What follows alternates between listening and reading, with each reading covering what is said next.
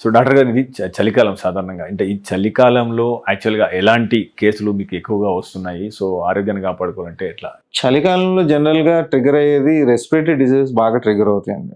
Viral pneumonias కానీ, viral fevers కానీ, Asma, chronic lung diseases ఉన్న వాళ్ళకి, ఇంటర్స్టిషియల్ లంగ్ డిసీజ్ ఉన్న వాళ్ళు చాలా ఎక్కువ వస్తారండి.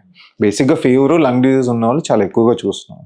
దీనికి అవాయిడ్ చేయడం ఏంటంటే, చలికాలంలో మనకి మంచు ఉండటం వల్ల కొంచెం పొల్యూషన్ అనేది మన ఎయిర్‌లో ఉండిపోద్ది. ఓకే. ఫర్ ఎగ్జాంపుల్ మనకు స్మోక్ ఉందనుకోండి, మామూలుగా పైకి వెళ్ళిపోద్ది.